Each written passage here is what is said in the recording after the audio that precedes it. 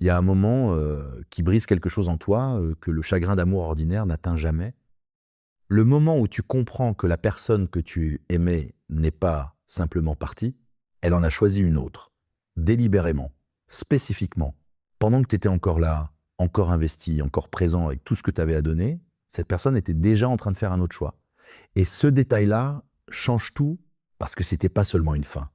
C'était un remplacement, une sélection, une décision qui est allée dans ta direction, puis qui s'est retournée en faveur de quelqu'un d'autre. Et ce détail précis a un poids que la simple perte ne porte pas. Parce que une rupture ordinaire te laisse avec du chagrin, mais celle-ci te laisse avec une question suffocante, qui tourne en boucle et que tu n'arrives pas à digérer. Pourquoi cette personne-là? Qu'est-ce qu'elle avait que tu n'avais pas? Qu'est-ce qu'on a vu en elle qu'on a cessé de voir en toi? Et cette pensée la pire de toutes, est-ce que toute la relation était qu'une longue évaluation, un examen que tu étais en train d'échouer sans même savoir que tu passais un test? Si cette question vit en toi en ce moment, si ce choix qu'on a fait contre toi est posé dans ta poitrine comme quelque chose que tu n'arrives pas à avaler, alors ce qui va suivre est pour toi. Parce que voilà ce que tu vas comprendre aujourd'hui, que cette douleur si particulière, celle de ne pas avoir été choisi, repose en grande partie sur une illusion, une histoire que ta souffrance te raconte et que ton ego confirme, mais qui ne correspond pas à la réalité de ce qui s'est passé. Une histoire qui transforme un simple événement en une condamnation de ta valeur tout entière. Et tant que tu crois cette histoire, aucune consolation ne te soulagera vraiment. Mais quand tu verras ce qu'elle cache, étape par étape, quelque chose va se desserrer dans ta poitrine. Pas par un tour de magie, par la même clarté que les anciens stoïciens ont passé leur vie à enseigner pour rester debout, entier, quand quelque chose qui ne dépendait pas d'eux s'effondrait. Premièrement, accepter que ce choix ne t'appartient pas. Ce qui ne dépend pas de toi n'est pas à toi de renverser. Voilà la première chose que la sagesse stoïcienne te demande dans ce moment. Et c'est la plus difficile. Mais c'est aussi la seule qui commence vraiment à te faire avancer.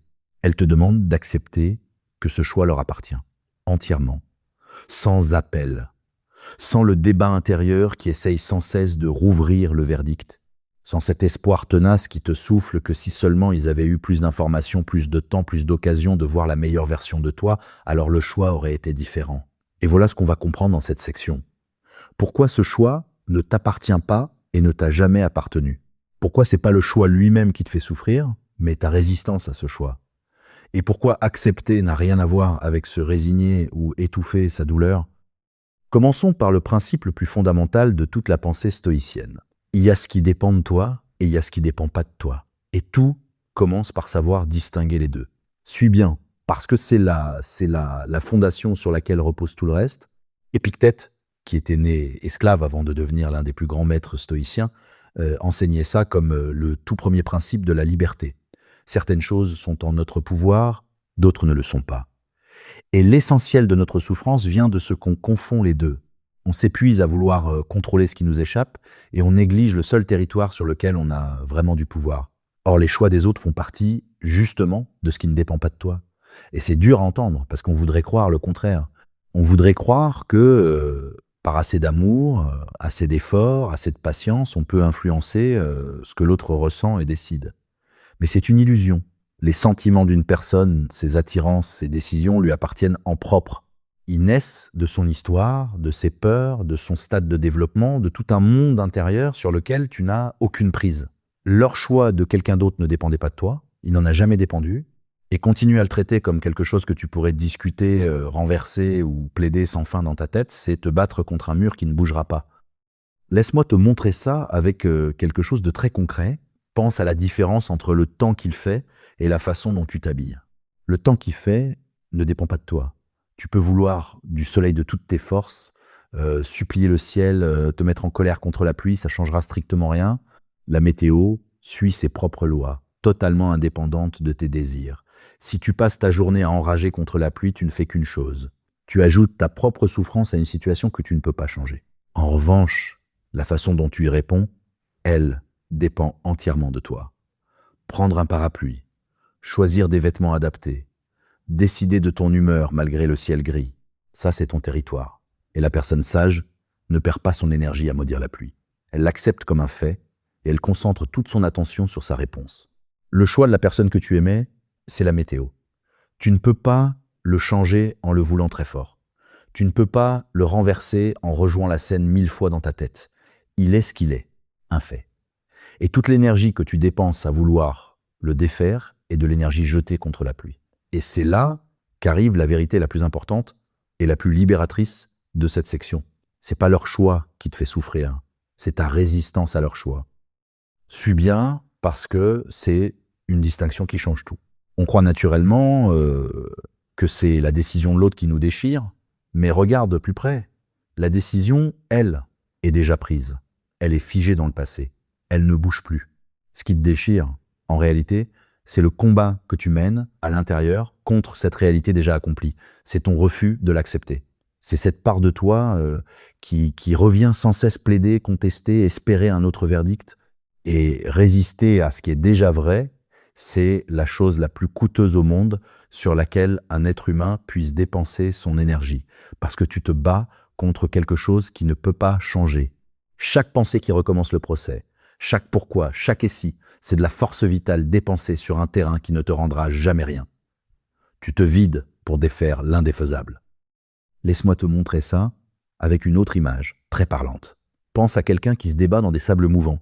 Le réflexe naturel, quand on s'enfonce, c'est de lutter, de se débattre de toutes ses forces pour sortir. Et c'est précisément ce qui fait couler plus vite. Plus tu te débats, plus tu t'enfonces. Ton combat lui-même est ce qui t'engloutit. La seule façon de s'en sortir contre tout instinct, c'est d'arrêter de lutter, de cesser de se débattre, de s'allonger, de répartir son poids, de retrouver le calme. La résistance à ce choix, c'est ce combat dans les sables mouvants. Plus tu luttes contre la réalité, plus tu t'y enfonces. Plus tu repasses la scène, plus tu plaides, plus tu cherches comment ça aurait pu être différent, plus tu coules. Et l'acceptation, c'est pas abandonner. C'est arrêter de te débattre contre ce qui ne bougera pas pour retrouver enfin la surface. Mais attention, et c'est crucial, il faut bien comprendre ce que l'acceptation veut dire. Parce qu'on la confond souvent avec quelque chose qu'elle n'est pas. Accepter, c'est pas étouffer ta douleur, c'est pas faire comme si tu n'avais pas mal. Suis bien ce point, parce que c'est là que beaucoup se trompent sur le stoïcisme. Les stoïciens n'ont jamais prôné l'écrasement des émotions. Ils ne disaient pas « ne ressens rien, fais comme si de rien n'était ». Ce n'étaient pas des hommes de pierre qui niaient leurs sentiments. Ce qu'ils prônaient, c'était l'honnêteté émotionnelle combinée à la clarté philosophique. Deux choses ensemble. Ce qui veut dire que tu peux ressentir tout le poids de ce qui t'arrive pleinement sans rien nier et en même temps, à un autre niveau de ton esprit, refuser de construire ta vie intérieure autour du renversement de quelque chose qui ne t'appartient pas. Ces deux choses peuvent coexister. Le ressenti et l'acceptation. Le deuil et l'avancée. La reconnaissance sincère de ce qui te fait mal et le refus délibéré de laisser cette douleur devenir le socle de qui tu es. C'est ça, le vrai chemin stoïcien à travers la perte. Pas autour, à travers. Tu ne sautes pas par-dessus la douleur en faisant semblant qu'elle n'existe pas. Tu la traverses, les yeux ouverts, en ressentant tout, mais sans laisser ce que tu ressens prendre le contrôle de ton caractère et de ta direction. Laisse-moi te le montrer avec une dernière image. Pense à la différence entre porter une lourde charge et la laisser t'écraser au sol. Tu peux porter quelque chose de lourd, le sentir peser sur tes épaules, reconnaître son poids, sans le nier, et continuer à marcher, debout, en avançant malgré tout. C'est dur, mais tu avances. La charge est réelle, tu la portes, mais elle ne te cloue pas au sol. Ou bien, tu peux laisser cette même charge t'écraser, t'allonger dessous, cesser de bouger, faire de ce poids le centre de ta vie, le sol sur lequel tu restes couché. La charge est la même. Mais dans un cas, tu la portes en avançant, dans l'autre, tu la laisses devenir ta prison. La douleur de ce choix est une charge réelle. L'acceptation stoïcienne ne te demande pas de prétendre qu'elle est légère. Elle te demande de la porter en restant debout, en continuant d'avancer, plutôt que de t'allonger dessous et d'en faire le fondement de ton existence. Et voilà l'affirmation que je veux que tu retiennes de cette section. Leur choix ne dépendait pas de toi et ne t'a jamais appartenu. Ce qui te déchire, ce n'est pas la décision elle-même, c'est ton combat contre elle. Cesse de te débattre dans les sables mouvants. Ressens toute ta douleur, oui, mais refuse d'en faire le sol sur lequel tu construis ta vie. Le ressenti et l'acceptation peuvent tenir ensemble, et c'est là, exactement là, que commence ta liberté. Et voilà maintenant quelque chose d'essentiel. Parce qu'une fois que tu cesses de te battre contre ce choix, une question demeure plus profonde et plus douloureuse. Pourquoi eux et pas toi? Et tant que tu lis ce choix comme un jugement sur ta valeur, aucune acceptation ne te libérera vraiment. Il faut comprendre quelque chose que la douleur te cache complètement en ce moment. Que ce choix n'était pas un verdict sur toi, c'était une révélation sur eux. Deuxièmement, un événement, pas un verdict. Pourquoi leur choix parle d'eux, pas de ta valeur? Voilà maintenant la vérité que ta douleur te cache complètement en ce moment. Et je te préviens, elle ne te semblera pas vraie la première fois que tu l'entendras. Ton esprit va vouloir la rejeter. Mais avec le temps et un peu de réflexion honnête, elle devient indéniable. La voici. La personne que tu aimais n'a pas choisi quelqu'un d'autre plutôt que toi. Elle a choisi quelqu'un d'autre à la place de toi. Et ces deux formulations, qui se ressemblent tellement, n'ont absolument rien à voir. Et voilà ce qu'on va comprendre dans cette section. La différence énorme entre ces deux façons de voir les choses. Pourquoi l'une est un verdict qui te détruit et l'autre un simple événement qui te laisse intact. Et pourquoi leur choix, en réalité, parle d'eux bien plus qu'ils ne parlent de toi. Commençons par cette distinction, parce que tout repose dessus. Choisir quelqu'un plutôt que toi et choisir quelqu'un à la place de toi, ce sont deux choses radicalement différentes. Suis bien, parce que c'est subtil mais décisif. Quand tu te dis « ils ont choisi quelqu'un plutôt que moi », qu'est-ce que tu affirmes sans t'en rendre compte? Tu affirmes qu'il y a eu une comparaison, une évaluation directe. Comme si on vous avait placé côte à côte, toi et cette autre personne, qu'on vous avait pesé sur une balance et qu'on avait conclu que tu valais moins. Cette formulation fait du choix un classement dans lequel tu arrives deuxième, un palmarès où tu as perdu, mais quand tu dis « ils ont choisi quelqu'un à la place de toi », tu décris simplement ce qui s'est réellement passé. Une personne a fait un choix, ce choix est allé dans une direction, et cette direction n'était pas la tienne. C'est tout, il n'y a pas de balance, pas de classement, pas de palmarès, juste une décision qui a pris un chemin et pas un autre. Et la différence entre ces deux formulations, c'est exactement la différence entre un verdict et un événement. Suis bien, parce que c'est le cœur de cette section. Un verdict, c'est une sentence. Quelque chose qui prononce une vérité permanente et définitive sur ce que tu vaux. Quand un juge rend un verdict, il déclare ce que tu es. Coupable ou innocent, le verdict te définit. Il a autorité sur ton identité. Un événement, c'est tout autre chose. C'est simplement quelque chose qui arrive, un fait dans le déroulement du temps. Et les événements, aussi douloureux soient-ils, n'ont pas cette autorité, ils ne te définissent pas. Il pleut, c'est un événement, ça ne dit rien sur ta valeur. Quelqu'un fait un choix qui ne va pas vers toi, c'est un événement. Ça ne prononce aucune sentence sur qui tu es. Et toute ta souffrance en ce moment vient de ce que tu traites un simple événement comme s'il était un verdict. Laisse-moi te montrer ça avec quelque chose de très concret. Pense à la différence entre rater un examen et être condamné par un tribunal. Quand tu rates un examen, c'est un événement. Ça te dit que ce jour-là, sur ces questions-là, dans ces conditions-là, t'as pas réussi. Mais ça ne dit rien de définitif sur ton intelligence, sur ta valeur, sur qui tu es comme personne. Tu peux repasser l'examen. Tu peux réussir ailleurs. L'événement reste un événement limité, circonstanciel. Mais imagine que tu traites ce ratage comme un verdict. Que tu te dises j'ai raté, donc je suis nul, donc je vaux moins que les autres, donc c'est une vérité permanente sur moi. Là, tu transformes un simple événement en sentence sur ton être tout entier. Et c'est toi qui te condamnes, pas l'examen. L'examen ne t'a jamais jugé comme personne. Il a juste mesuré une performance, un jour donné. Le choix de la personne que tu aimais, c'est l'examen raté que tu transformes en condamnation. En soi, c'est un événement, une décision qui n'est pas allée vers toi. Mais ton esprit, ta douleur, ton ego, le transforme en verdict sur ta valeur entière. Et c'est cette transformation, faite par toi, qui te détruit. Pas l'événement lui-même. Et maintenant, on arrive au point le plus libérateur de cette section. Ils t'ont pas évalué pour te trouver insuffisant. Ils ont fait un choix qui parle d'eux, pas de toi. Suis bien, parce que c'est ici que tout bascule. Tu imagines que ce choix était une analyse minutieuse de ta valeur, qui aurait conclu que tu n'étais pas à la hauteur. Mais c'est pas ça qui s'est passé. Leur choix est sorti de leur propre monde intérieur. de leurs peurs, de leurs attirances, de leur stade de développement, de ce dont ils étaient capables ou incapables à ce moment précis de leur vie. Tout cela a infiniment plus à voir avec eux qu'avec toi. Marc Aurèle, qui était empereur de Rome et qui pratiquait le stoïcisme chaque jour pour tenir debout sous le poids du pouvoir, parlait de la discipline de la perception, la capacité qui s'entraîne de voir ce qui se passe réellement plutôt que l'histoire que la douleur et l'ego inventent autour de ce qui se passe. Et l'histoire que ta douleur invente ici, c'est que leur choix était un jugement sur toi. La réalité, c'est que leur choix était une révélation sur eux, une révélation sur ce qu'ils étaient capables de choisir à ce moment-là, sur ce qui les attirait et pourquoi, sur les manques précis de leur propre croissance qui ont fait que cette décision leur a paru juste ou nécessaire, et voilà ce que ça change radicalement à ta position dans toute cette histoire. Tu n'es pas le sujet de cette révélation, tu en es le témoin. Suis bien cette distinction, parce qu'elle est immense. Le sujet d'une révélation, c'est celui sur qui elle parle, le témoin, c'est celui qui la regarde se produire, et tu as cru, tout ce temps, que tu étais le sujet, que ce choix parlait de toi, qu'il révélait ta valeur, alors qu'en réalité, tu es le témoin d'une révélation qui parle d'eux.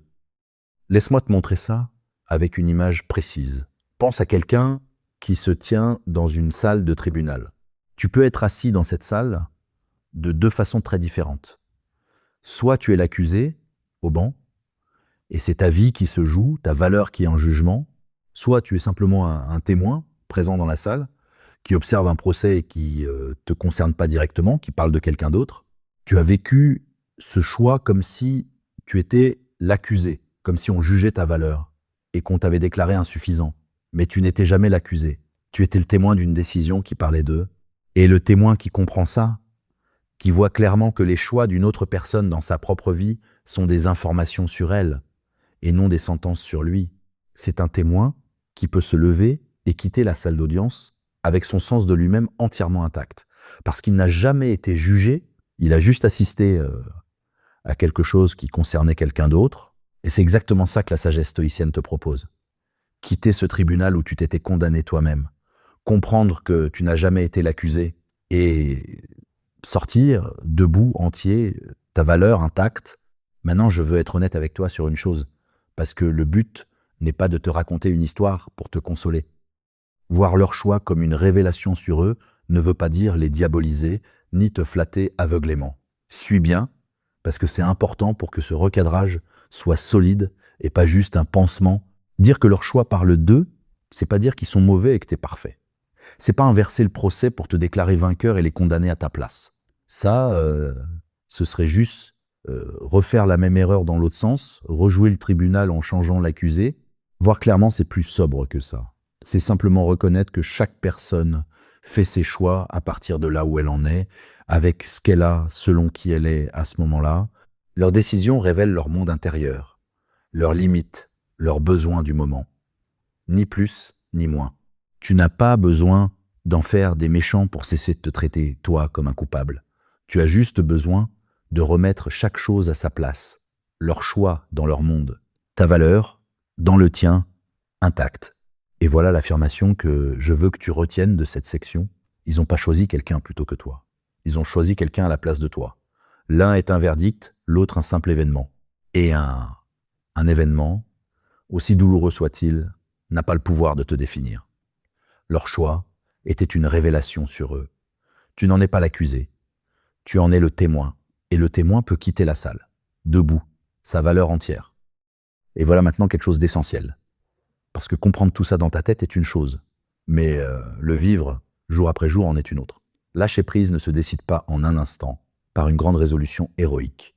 Ça se construit autrement, dans le concret, dans le quotidien, d'une façon que presque personne ne t'explique vraiment.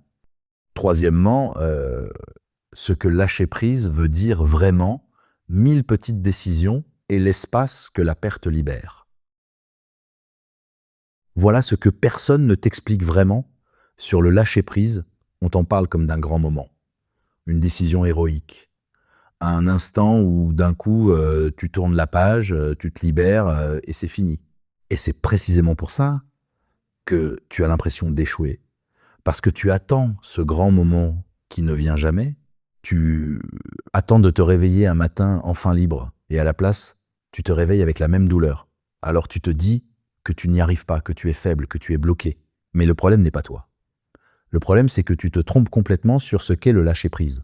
Et voilà ce qu'on va comprendre dans cette section. Pourquoi lâcher-prise n'est pas une décision, mais 1000 petites décisions? À quoi ça ressemble concrètement dans le quotidien? Et pourquoi la perte, aussi douloureuse soit-elle, libère toujours un espace que tu peux choisir de remplir? Commençons par démonter le mythe. Lâcher prise n'est pas un geste unique et dramatique, c'est une série de tout petits choix faits jour après jour. Suis bien, parce que c'est ce qui va t'enlever un poids énorme. Les stoïciens n'étaient jamais des philosophes, des belles paroles sans direction concrète. C'étaient des hommes pratiques qui voulaient des actes, pas des intentions. Et pour eux, le caractère ne se forge pas dans un grand moment héroïque, il se forge dans l'accumulation de petites actions répétées jour après jour, dans la bonne direction. Le lâcher-prise, c'est exactement ça. Ce n'est pas une porte que tu claques une fois pour toutes. C'est un chemin que tu parcours, un pas après l'autre. Et chaque pas est minuscule, presque insignifiant pris isolément, mais c'est leur accumulation qui te transforme. Tu lâches pas en une fois, tu lâches 1000 fois, un tout petit peu à chaque fois. Laisse-moi te montrer à quoi ça ressemble, très concrètement, parce que c'est dans le concret que tout se joue. Lâcher prise, ça ressemble à fermer l'application au lieu d'aller regarder leur profil. C'est ce moment où ta main veut vérifier ce qu'ils font, où ils sont, avec qui, et où tu choisis juste cette fois de fermer l'écran à la place. Un tout petit choix qui ne change pas le monde, mais qui va dans la direction de ta vie, pas de la leur. Ça ressemble à rediriger ta pensée, quand elle commence à tourner en spirale. Tu sens la pensée démarrer, le pourquoi, le et si, le qu'est-ce qu'ils ont que je n'ai pas, et au lieu de la suivre jusqu'au fond du gouffre, tu la rediriges doucement vers autre chose. Tu ne réussis pas à chaque fois, mais chaque fois où tu y arrives est une brique posée. Ça ressemble à faire des projets pour ta vie, qui sont vraiment sur ta vie, pas des projets secrètement construits autour de leur retour possible. Pas un déménagement, un sport, un changement pensé pour qui te voit et regrette, mais des projets qui existent pour toi, pour ta propre direction, qu'ils reviennent ou non. Ça ressemble à parler de ce qui s'est passé avec honnêteté, pas avec l'amertume qui, en réalité, te garde encore connecté à eux parce que la rancune est encore un lien, et pas non plus avec l'indifférence feinte, le « je m'en fiche complètement », qui te fait jouer un rôle au lieu d'être vrai, juste avec honnêteté. Ça m'a touché, ça fait mal. Et j'avance. Et ça ressemble à t'autoriser à faire ton deuil de ce qui était vraiment, plutôt que de te défendre contre le deuil en le transformant en colère. Parce que la colère est souvent un bouclier contre la tristesse. C'est plus facile d'être en colère que d'être triste. Mais la colère te garde en lutte alors que le deuil, lui, te fait traverser. Tu vois le fil. Aucun de ces choix n'est spectaculaire. Mais c'est leur somme qui construit l'homme que tu deviens à travers cette épreuve. Laisse-moi te montrer ça avec une image qui rend tout clair. Pense à la différence entre vouloir construire un mur et poser une brique. Si tu te dis « je dois construire tout ce mur », la tâche paraît écrasante. Tu regardes l'immensité de ce qu'il y a à faire et tu te décourages avant même de commencer. Le mur entier, c'est trop. C'est paralysant. Mais poser une brique, ça c'est faisable. Là, maintenant, une seule brique. Et puis une autre demain. Et une autre. Tu penses plus au mur entier, tu penses à la brique du jour. Et un matin, sans avoir jamais vécu le grand moment héroïque de la construction, tu te retournes et le mur est là, bâti brique après brique, sans que tu aies eu à porter l'immensité d'un coup. Le lâcher-prise est ce mur. Tu ne le construis pas en une décision. Tu le construis brique par brique, petit choix par petit choix. Et un jour, tu réaliseras qu'il est là, sans même avoir vécu le moment dramatique que tu attendais. Et maintenant, on arrive à quelque chose que la douleur t'empêche complètement de voir en ce moment. La perte ne fait pas que t'enlever quelque chose. Elle libère aussi un espace. Et cet espace est à toi. Suis bien parce que c'est là que le deuil se transforme en reconstruction. Sénèque, qui a beaucoup écrit sur la perte et le deuil, observait que l'homme sage ne pleure pas seulement ce qu'il a perdu, il s'occupe aussi de ce qui lui reste. Et plus encore de ce que la perte rend possible. et que la présence cachait. Attention, ce n'est pas de la positivité facile. Ce n'est pas on tourne la page, c'est génial. C'est une observation pratique, précise, presque mécanique. La perte crée toujours de l'espace. Toujours. Et l'espace dans une vie qui était vraiment investie dans une relation maintenant terminée, c'est la matière première brute de ta réinvention. Laisse-moi te montrer ce que cet espace contient, très concrètement. Toutes les heures qui allaient vers eux sont maintenant à toi. Pense à tout ce temps. Le temps passé ensemble, mais aussi le temps passé à penser à eux, à attendre leur message, à organiser ta vie autour de la leur. Tout ce temps revient dans tes mains. C'est à toi maintenant de décider ce que t'en fais.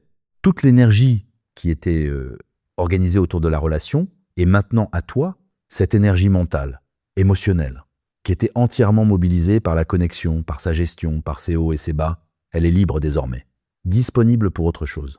Et toute la bande passante émotionnelle qui était dévorée par l'incertitude, par l'espoir, par la gestion d'une dynamique qui était toujours un peu déséquilibrée, tout ça aussi est à toi. Cette part de ton esprit qui était constamment occupée à surveiller, à espérer, à s'inquiéter, se libère. Donc la question n'est pas de savoir si tu as cet espace, tu l'as. Il s'est créé, que tu le veuilles ou non, au moment de la perte. La vraie question, la seule qui compte, c'est ce que tu vas construire dedans. Laisse-moi te montrer ça avec une dernière image. Pense à une pièce dont on a retiré un énorme meuble qui prenait toute la place. Quand le meuble est là, tu ne vois que lui. Il occupe l'espace, il bloque la lumière, il définit toute la pièce. Et quand on l'enlève, le premier sentiment, c'est le vide, ce grand trou, cette absence qui saute aux yeux. La pièce semble nue, étrange, incomplète. Mais ce vide n'est pas qu'une absence. C'est aussi un espace. Un espace que tu peux maintenant aménager comme tu veux. Tu peux y mettre de la lumière, y créer un coin pour quelque chose que tu n'avais jamais eu la place de faire. La même surface qui te semblait douloureusement vide devient, si tu le décides, un lieu de possibilité. La perte, c'est ce meuble retiré. Au début, tu vois que le vide. C'est normal, c'est même nécessaire de le ressentir.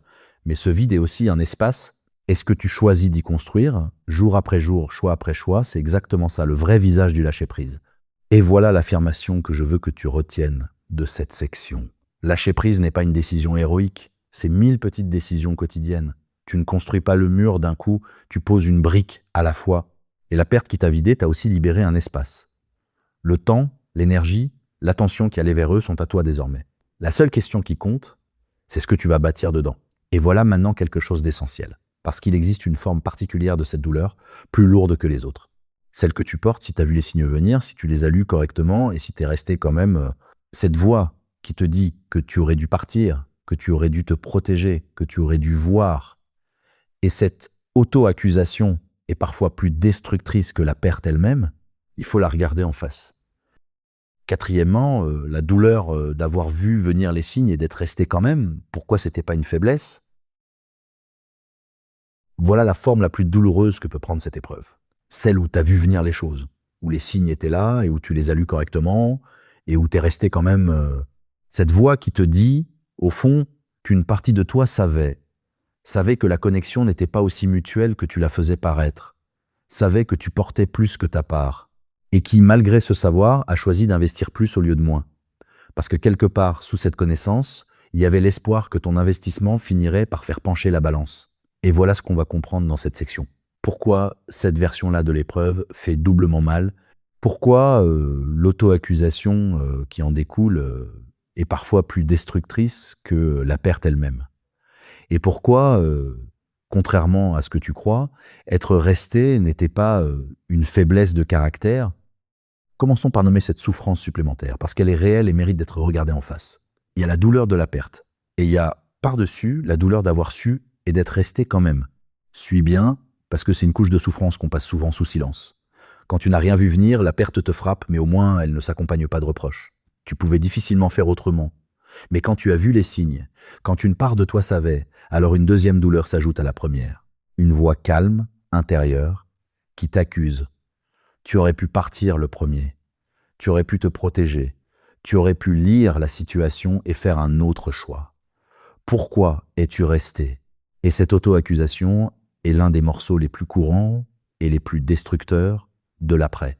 Parfois même plus destructeur que la perte elle-même. Parce qu'elle fait quelque chose de pernicieux. Elle fait tourner ton deuil vers l'extérieur, vers eux, puis vers l'intérieur, contre toi, et elle boucle sans fin entre les deux. Tu leur en veux, puis tu t'en veux, puis tu leur en veux à nouveau. Et cette boucle ne se résout jamais d'elle-même. Elle tourne encore et encore en t'épuisant. Laisse-moi te montrer pourquoi cette boucle est si piégeante. Pense à quelqu'un qui se reproche sans cesse un accident qu'il pense avoir pu éviter. Imagine une personne qui rejoue en boucle un moment où elle aurait pu agir autrement. Si seulement j'étais parti 5 minutes plus tôt. Si seulement j'avais pris l'autre route. Et elle revit la scène. Encore et encore, en se punissant à chaque fois. Mais voilà le problème. Elle juge sa décision passée avec des informations qu'elle n'avait pas sur le moment. Elle se reproche de ne pas avoir su ce qu'elle ne pouvait pas savoir à ce moment-là. C'est exactement ce que fait l'auto-accusation. Elle te juge, toi d'avant, avec le savoir de toi d'aujourd'hui. Elle te reproche de ne pas avoir agi selon une certitude que tu n'avais pas encore. Sur le moment, tu n'avais que des signes mêlés à de l'espoir. Aujourd'hui, tu as la certitude de comment ça s'est terminé et tu te punis d'avoir vécu le passé sans connaître le futur. Et c'est là que la sagesse stoïcienne fait quelque chose d'important. Elle te console pas avec des excuses faciles, elle t'amène à la compréhension juste. Tu es resté parce que tu tenais à eux. Tu as investi plus parce que tu croyais en ce que la connexion pouvait être. Et ça, c'est pas un défaut. Suis bien, parce que c'est le retournement central de cette section.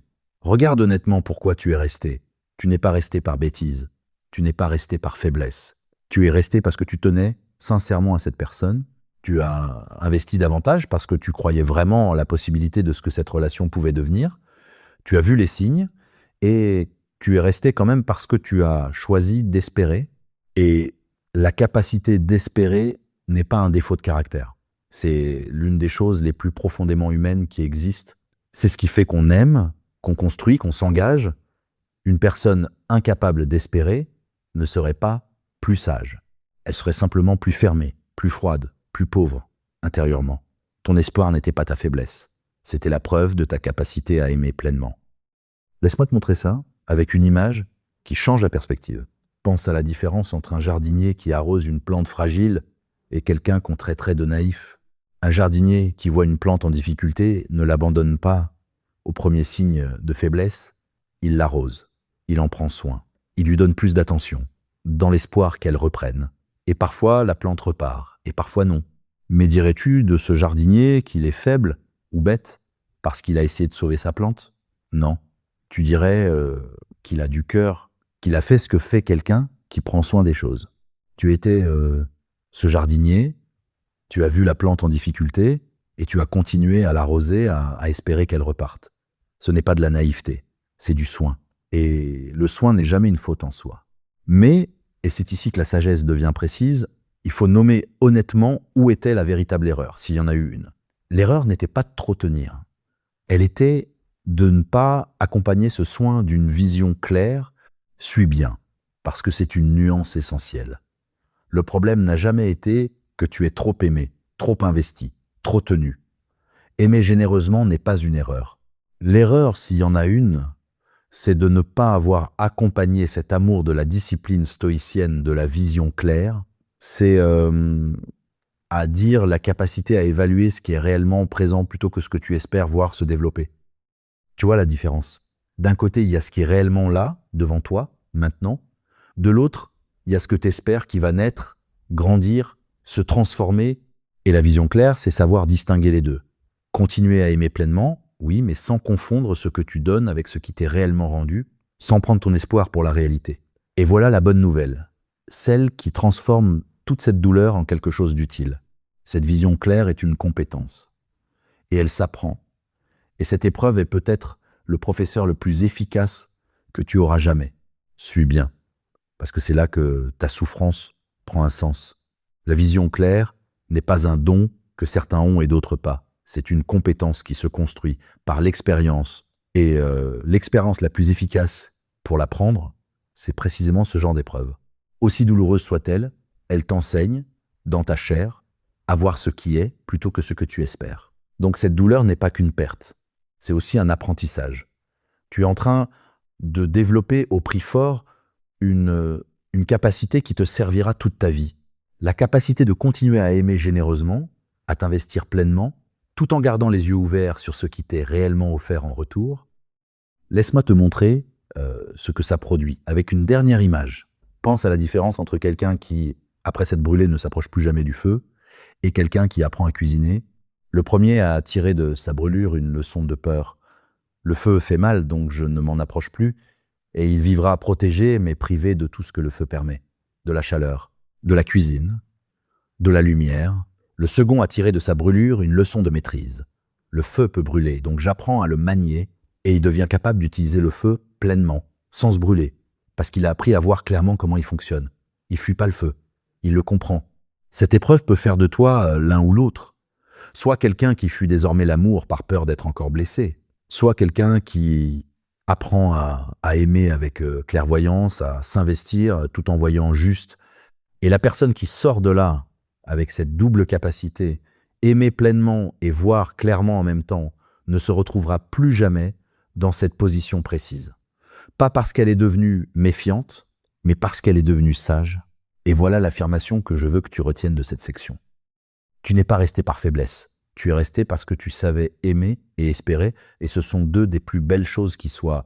Ton erreur n'était pas de trop tenir, mais de ne pas avoir vu aussi clairement que tu aimais. Et ça, c'est pas un défaut de caractère. C'est une compétence que cette épreuve, justement, est en train de t'enseigner. Et voilà maintenant quelque chose d'essentiel. Parce qu'à ce stade, il y a un risque, un piège silencieux dans lequel cette expérience peut te faire tomber sans que tu t'en aperçoives. Elle peut t'enseigner exactement la mauvaise leçon. Te pousser à devenir plus petit, plus fermé, plus méfiant, en croyant te protéger. Et il faut comprendre pourquoi ce serait l'une des pires choses que tu puisses faire. Cinquièmement, le piège de devenir plus petit.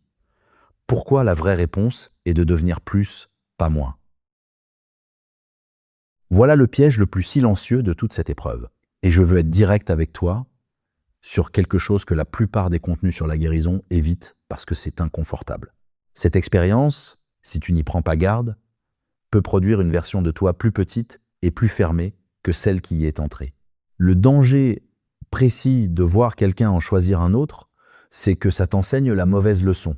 Et le pire, c'est que cette mauvaise leçon ressemble à de la sagesse, elle se déguise en protection. Et c'est exactement ce qui la rend dangereuse. Et voilà ce qu'on va comprendre dans cette section. Quelle est cette mauvaise leçon et pourquoi elle est si tentante? Pourquoi elle te protège d'une douleur mais te prive de bien plus? Et quelle est la vraie réponse stoïcienne, qui est aussi la plus difficile? Commençons par nommer cette mauvaise leçon, parce qu'il faut la voir clairement pour ne pas la suivre. La mauvaise leçon dit une seule chose. Sois moins, suis bien, parce que tu vas la reconnaître, tellement elle est tentante. Après ce genre de blessure, une voix monte en toi et te dit « Sois moins vulnérable, sois moins authentique, investis-toi moins, montre moins de toi, et plus tard, construis des murs plus hauts, donne moins, comme ça il y aura moins à perdre. Gère la prochaine relation plus prudemment, garde une part de toi en réserve, ne te livre jamais complètement. » Et cette voix paraît raisonnable. Elle paraît même sage, parce qu'elle parle le langage de l'autoprotection. Elle te promet de ne plus jamais souffrir comme ça. Et après la douleur que tu viens de vivre, cette promesse est terriblement séduisante. Mais voilà la vérité, c'est pas de la sagesse, c'est de la peur déguisée en expérience. Suis bien cette distinction, parce qu'elle est capitale. La sagesse et la peur peuvent dire des choses qui se ressemblent en surface. Toutes les deux peuvent te conseiller la prudence. Mais elles viennent d'endroits opposés. La sagesse vient de la clarté et elle vise à te faire grandir. La peur vient de la blessure et elle vise seulement à t'éviter de souffrir, quitte à te rétrécir. La mauvaise leçon a l'air sage, mais son moteur n'est pas la clarté, c'est la peur d'avoir encore mal. Et voilà le prix terrible de cette mauvaise leçon. Suis bien, parce que c'est ça qu'on te dit jamais. La personne qui apprend à être moins découvrira que ses relations suivantes sont plus sûres, mais plus superficielles. Elle sera protégée de cette douleur précise, oui. Mais elle sera aussi coupée de la profondeur précise que seul l'investissement authentique peut créer. Elle aura échangé le risque d'être blessée contre la certitude de ne jamais être pleinement connue. Et cet échange, fait par peur plutôt que par choix lucide, est l'un des résultats les plus courants et les plus silencieusement dévastateurs de ce genre d'épreuves. Silencieux, parce que ça ne se voit pas. De l'extérieur, la personne va bien. Elle a des relations. Elle est protégée. Mais à l'intérieur, elle s'est appauvrie. Elle a fermé la porte à la profondeur pour fermer la porte à la douleur. Et elle ne réalise pas souvent qu'elle a payé ce prix. Laisse-moi te montrer ça avec quelque chose de très concret. Pense à quelqu'un qui, après une mauvaise chute, déciderait de ne plus jamais courir. Il s'est fait mal en courant, vraiment mal. Alors il décide, pour ne plus jamais revivre ça, de ne plus courir, de marcher lentement, prudemment, toujours. Et c'est vrai, il ne se blessera plus jamais en courant. Il a atteint son but, il est en sécurité, mais regarde ce qu'il a perdu. Il ne sentira plus jamais le vent quand on accélère. Il ne connaîtra plus la joie de la vitesse, l'exaltation de l'effort, la liberté de courir à pleine puissance. Il a supprimé le risque, mais il a supprimé la vie avec. Sa sécurité est réelle, mais elle est devenue une prison. Il marche en sécurité dans une vie rétrécie. C'est exactement ce que fait la mauvaise leçon. Pour t'éviter une chute, elle te fait renoncer à courir. Pour t'éviter la douleur de l'amour, elle te fait renoncer à sa profondeur. Et tu te retrouves en sécurité, mais dans une vie affective, plus petite, plus pauvre, plus fermée. Et maintenant, voici l'alternative. La leçon plus difficile, mais infiniment plus juste. La vraie réponse stoïcienne n'est pas d'être moins, c'est d'être plus. Suis bien, parce que c'est tout l'inverse de ce que ton instinct te crie.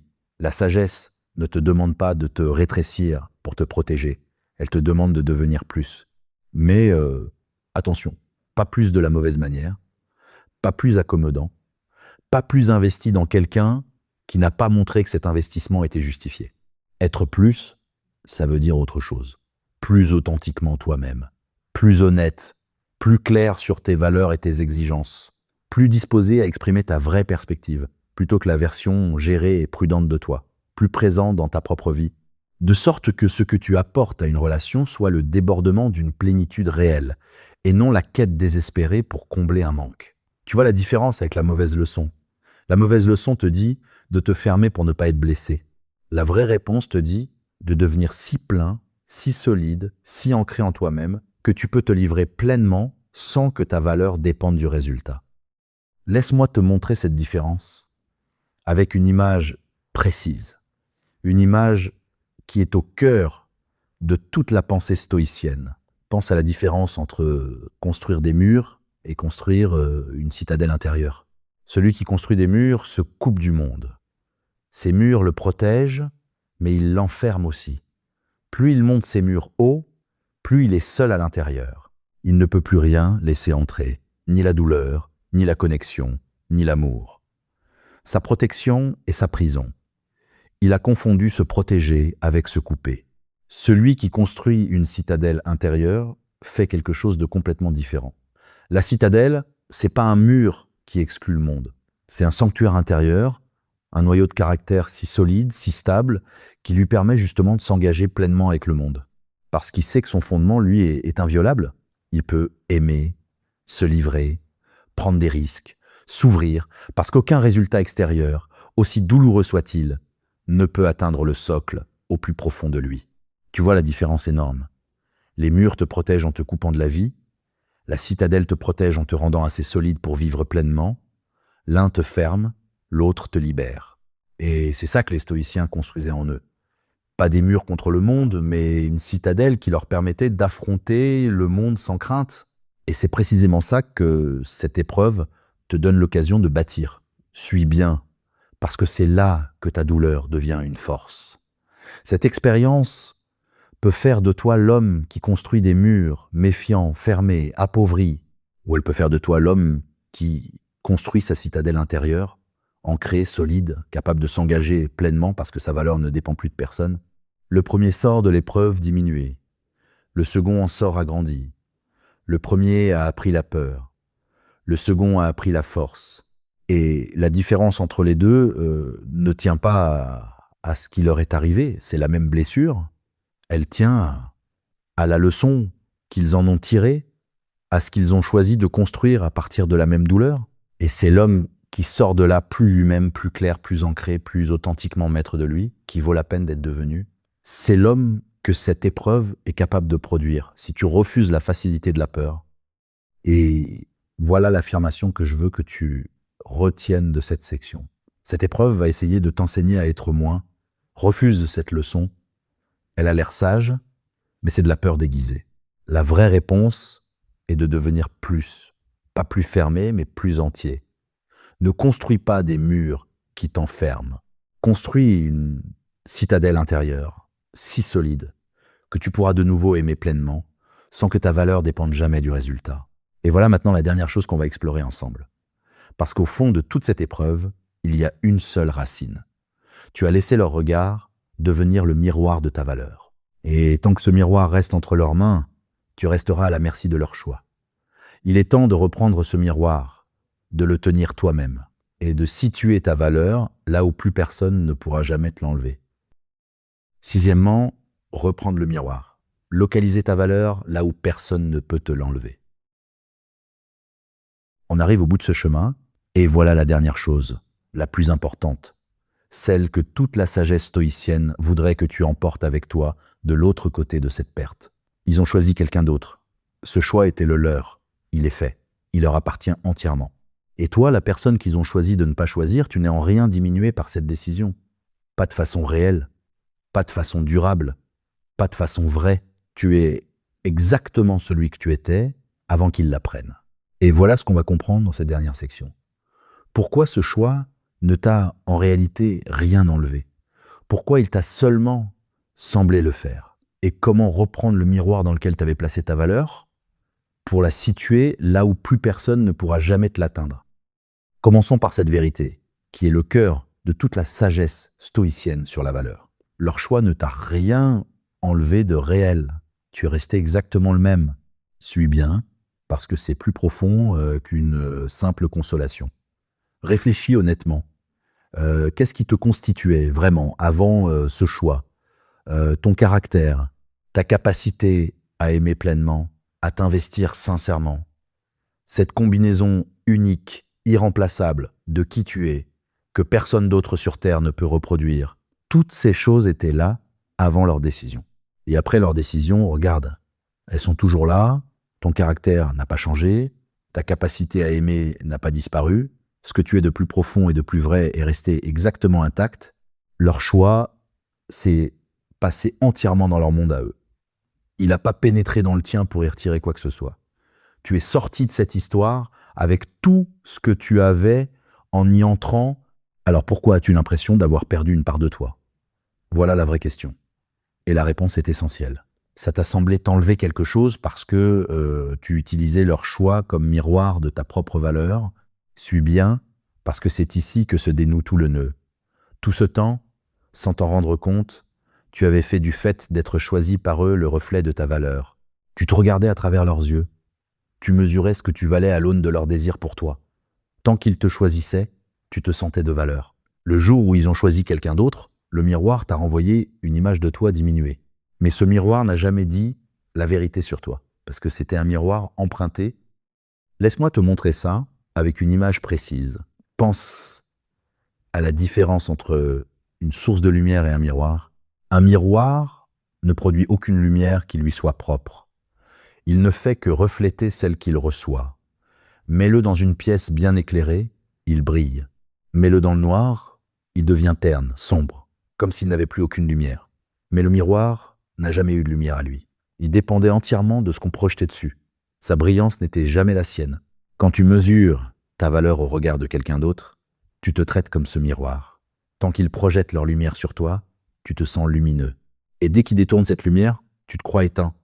Mais c'est une erreur fondamentale, parce que toi, t'es pas un miroir, tu es une source. Tu portes ta propre lumière. Et la lumière que tu portes n'a jamais dépendu de la leur. Quand ils ont détourné le regard, tu t'es cru éteint, mais ta lumière, elle, n'a pas baissé d'un lumen. Tu l'avais juste oublié.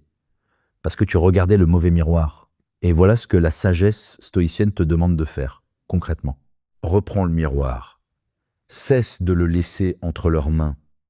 Suis bien, parce que c'est le geste central de toute ta libération. Les miroirs empruntés aux autres sont toujours peu fiables. Ils reflètent la lumière dont ils disposent sur le moment, leur humeur, leurs peurs, leurs besoins, leur stade de vie. Pas la lumière réelle que tu portes. Confier ta valeur au regard d'autrui, c'est la confier à quelque chose d'instable, de changeant, qui ne dit jamais la vérité sur toi. Reprendre le miroir, c'est cesser de chercher ta valeur dans les yeux des autres et la situer là où les stoïciens l'ont toujours placée, dans ton caractère, dans tes choix quotidiens, dans la qualité de l'homme que tu es, dans le processus de devenir, dans ces choses précises et permanentes en toi qu'aucun regard détourné, aucun choix fait ailleurs ne peut altérer ni diminuer. Là, ta valeur devient inattaquable parce qu'elle ne dépend plus de personne. Personne ne peut te l'enlever puisque personne ne te la donne. Elle vient de toi et elle reste avec toi, quoi que les autres choisissent. Laisse-moi te montrer ce que ça change.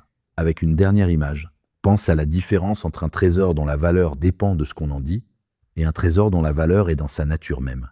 Imagine que tu possèdes quelque chose de précieux, mais que tu doutes constamment de sa valeur et que tu demandes à chaque passant ce qu'il en pense. L'un dit que c'est magnifique et tu te sens riche. Un autre hausse les épaules et tu te sens pauvre. Ta richesse monte et descend au gré des avis. Tu es à la merci du dernier regard posé dessus. Maintenant, imagine que tu connaisses la vraie nature de ce trésor, que tu saches de toi-même ce qu'il vaut, indépendamment de ce qu'on en dit. Là, peu importe que les passants l'admirent ou l'ignorent, sa valeur ne bouge pas. Elle est dans sa nature, pas dans les regards. Et toi, tu es enfin en paix parce que ta richesse ne dépend plus de l'opinion du dernier venu. Tu es ce trésor. Tant que tu cherchais ta valeur dans leur choix, elle montait et descendait selon qu'on te choisissait ou non. Le jour où tu la situes dans ta propre nature, dans ton caractère, elle cesse de dépendre de qui que ce soit. Et c'est ça, la vraie liberté. Et voilà ce que tu vas faire de tout ça, à partir de maintenant. Construire dans l'espace que la perte a créé. Investir dans la clarté que la douleur t'a offerte. Et devenir, à travers ce chapitre difficile, la version la plus honnête et la plus solide de toi-même que cette épreuve est capable de produire. Pas pour eux, pas pour leur prouver quoi que ce soit, pas pour qu'ils regrettent ou qu'ils reviennent, mais pour toi, pour la vie qui t'attend, pour les connexions qui mériteront cette version-là de toi, pour la personne que tu te dois de devenir. Et voilà la dernière chose que je veux que tu emportes de tout ce chemin. Ils ont choisi quelqu'un d'autre. C'est un fait, laisse-le être un fait. Et puis va pleinement, délibérément, sans amertume et sans comédie, devenir quelqu'un que ce choix n'aurait jamais pu construire. Parce que c'est peut-être ça, la vérité la plus profonde de toute cette histoire. Cette épreuve, aussi douloureuse soit-elle, peut te forger d'une façon qu'une vie sans elle n'aurait jamais permise. Elle peut faire de toi quelqu'un de plus clair, de plus ancré, de plus entier, quelqu'un dont la valeur ne dépend plus du regard de personne. Ils ne t'ont pas choisi, mais toi, désormais, tu peux te choisir chaque jour, dans chaque petit choix, dans la direction de l'homme que tu deviens. Et ça, personne ne pourra jamais te l'enlever. Reste ancré, reste entier, reste incassable.